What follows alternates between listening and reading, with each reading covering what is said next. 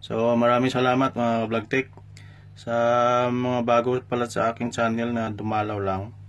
So please subscribe guys, saka pakihit ng notification bell para updated din kayo sa gagawin natin kahit kunting tutorial sa pagre-repair.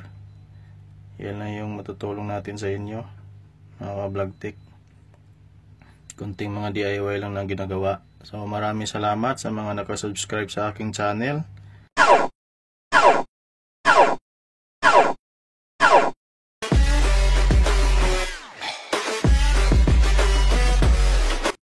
Mga kasoki, mga ka-vlog tech natin dyan, kumusta kayo? Meron tayong gagawin ngayon guys. Ito yung gagawin natin mga ka-vlog tech. Yung pinadala sa atin na isang portable na headset. Tapos may bluetooth siya. Ayan, yung ginawa dito ng may-ari, nilagyan niya na lang ng wire dito sa charging port. Ayan. So ang sira nito yung micro USB charging niya. Ang ginawa niya dito, ginampiran niya na lang. Yan, kung makita nyo, red and black. Tapos USB charger. Kasi nasira na dito yung micro USB niya sa charging port. So ito yung gagawin natin ngayon mga ka-vlog tech para magmukhang bago ulit ito. So tanggalin na natin itong wire dito para mag-normal na talaga siya. So gumanda na, hindi na. Si dati daw ito, nilagyan ito ng wire. Tapos tinatali niya lang dito pag hindi niya sinecharge. So gumagana naman ito. Wala itong sira, no? Yung isip lang sa USB, niya, micro USB charging. Okay, so gawin natin itong portable na headset na may bluetooth nito mga ka-vlog tech. Yan, para sa maganda ito sa mga ginagamit sa trabaho, para malibang-libang ka habang nagtatrabaho. So ang gagawin natin ito, yan, lagyan natin siya ng micro USB na ito yung i-built in natin sa loob. Ang binili natin sa online. Yan. So kompleto na rin siya, no? Ito yung i-jumper na lang natin sa loob. Kung hindi ito mag-fit, medyo mahirap. Kung okay pa naman yung charging pin niya doon, hindi pa na masyadong nabura o natanggal yung kanyang copper sa kanyang board, so tanggalin na lang natin ito para mas comfortable sa paglagay dito, kasi alam ko hirap ito lagay. Okay, so let's go na. Gawin natin, buksan ko muna to.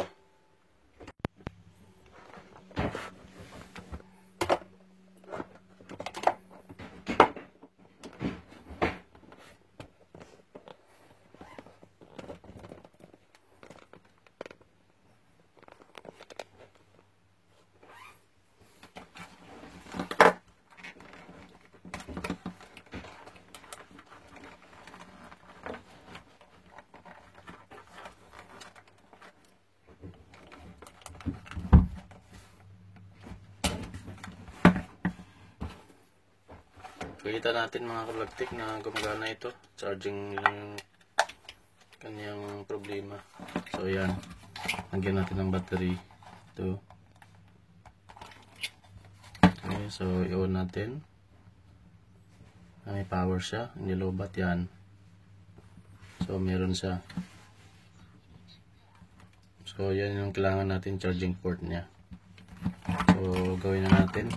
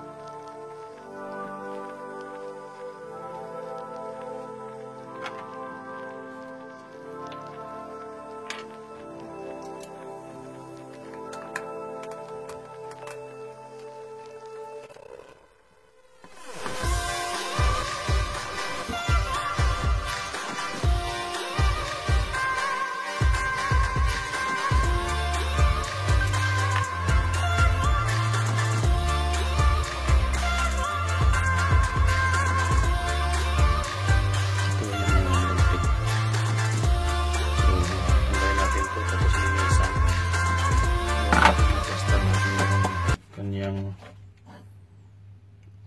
micro USB. So hindi sa maplastar. Wala tayong paglagyan, no? Yan. So hindi pwede. Ano ba, hindi nagpo-focus? Yan, hindi pwede. So lang dito natin lagay. Wala. Malagay dito kasi mayroong ano dito, tax switch. Yan, so hindi.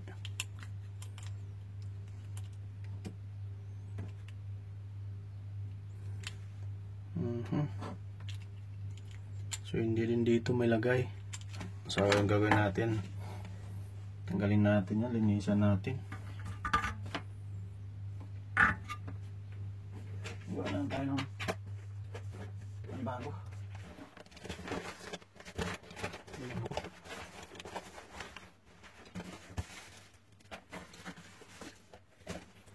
Sabitan lang natin siguro. Ngayon natin. Yan. Ngayon natin ito. Dito yung isa na. Yan.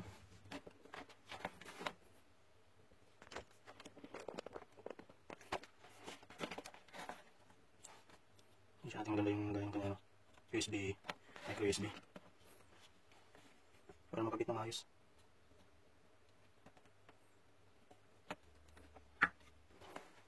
Yan.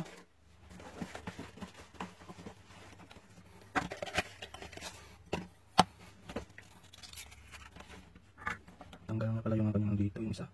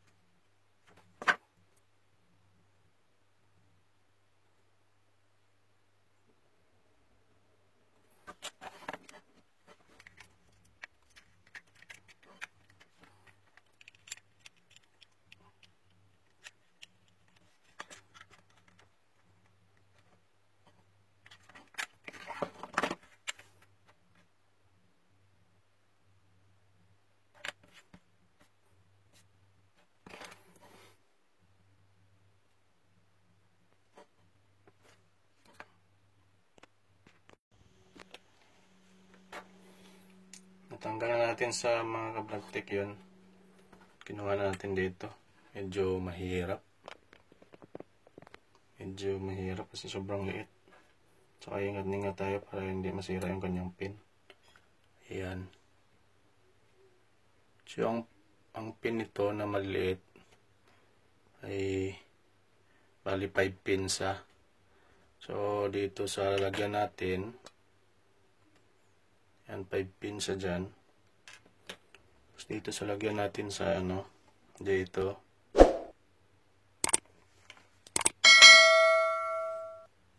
Bali 4 pin lang siya. Tapos yung positive na side, natanggal yung kanyang copper. Ayan. Yan dito, positive, natanggal yung copper niya. Yan. So magja-jumper na lang ako dito. Kanyang positive, tapos dito yung kanyang ground. So yun na lang gawin natin. Subukan natin mag-jumper kasi napakaliit ito. So mag-abang tayo ng jumper bago natin isa ikabit. Jumperan ko muna yung positive nito. Para yung gagamitin natin. Liit-liit na ito.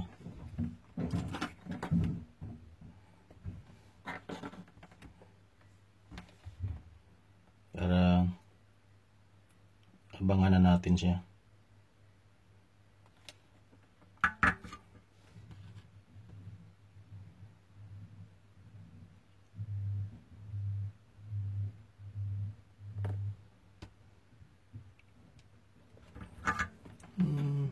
Liit-liit kasi.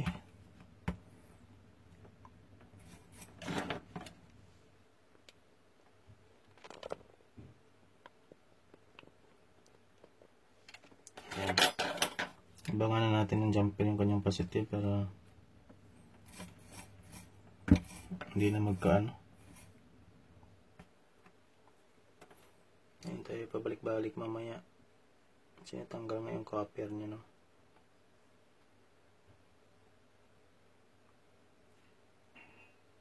Hirap. Sobrang liit kasi.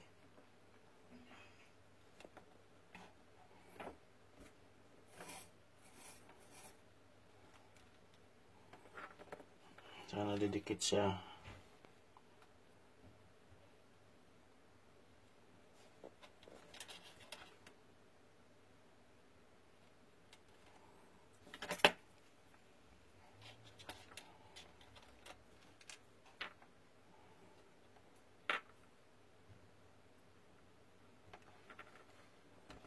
Hindi pa sumado yung kamay natin, no?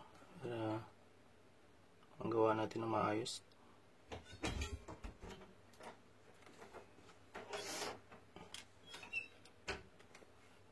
Hindi ko makapit ng ganda.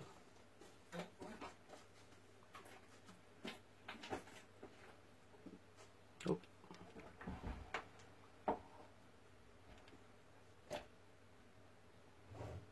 Magalaw yung kamay natin. Itong hirap talaga ikabit to.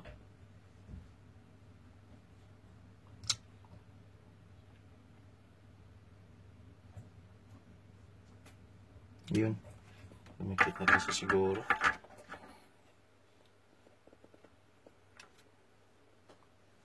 Oh, tanggal. Mahina. Ulit.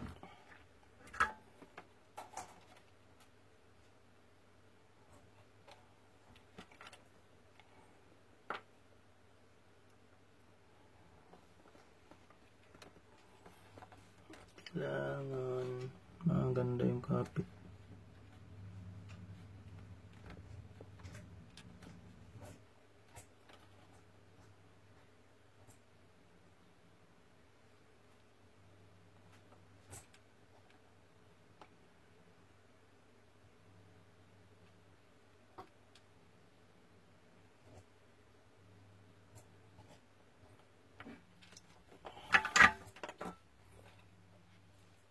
Ay, wala talaga. Mabigay.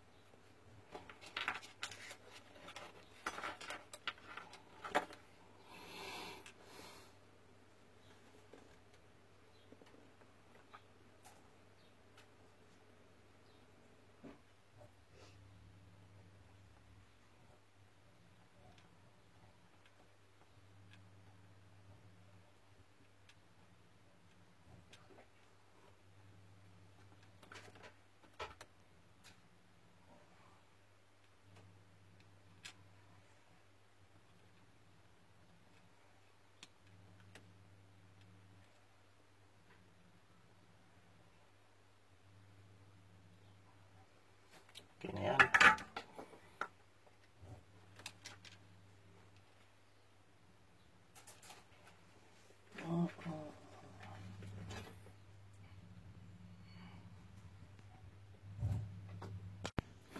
Hey, what's up mga ka-vlog tech?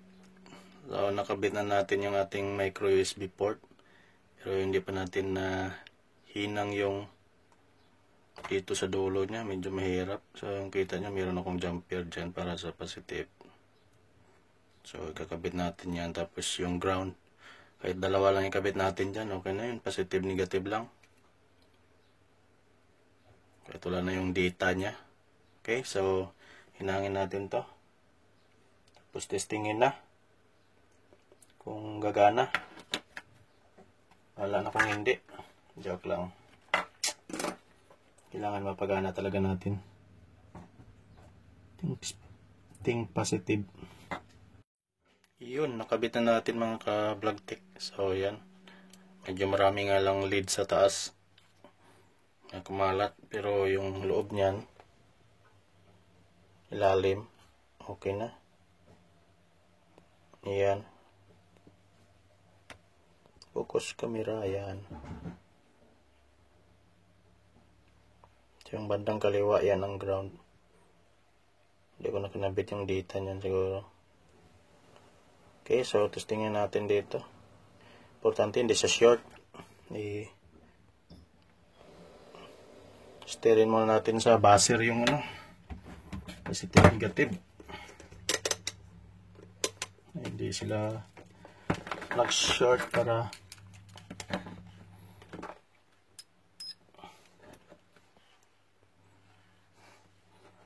walang problema sa pag-charge, no? So, wala naman. So, dito. So, normal na tayo magbasa yan kasi ground. Yan. So, wala na.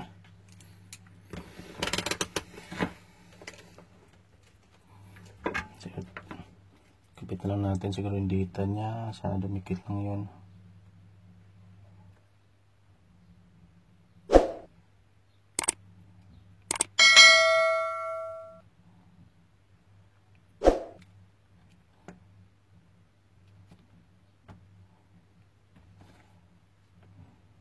So, tibay naman.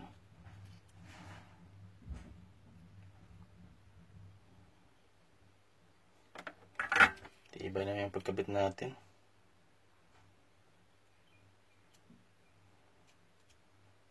Bukan natin kung mag-charge siya.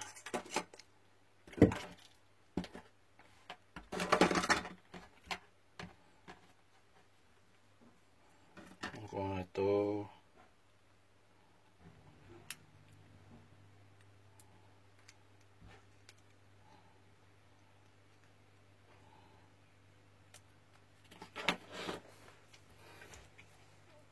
natin yung charger.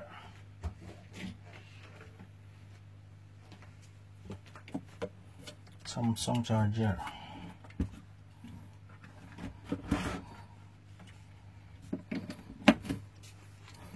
Lagyan natin ang baterya dito.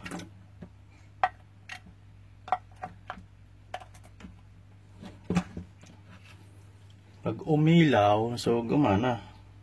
Pag hindi, so wala.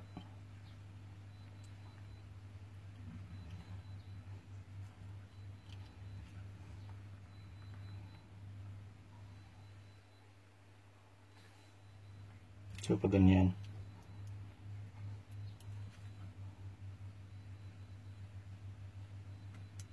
Yun.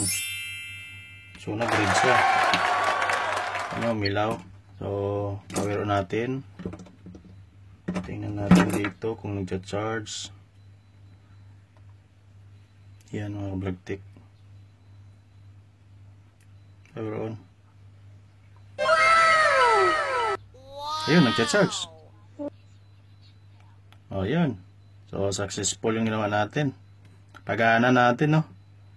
Kahit nirapan tayo dun sa charging port niya, ito lang yung ginawa natin. Yan. So, nagcha-charge na siya. Nagbe-blink light.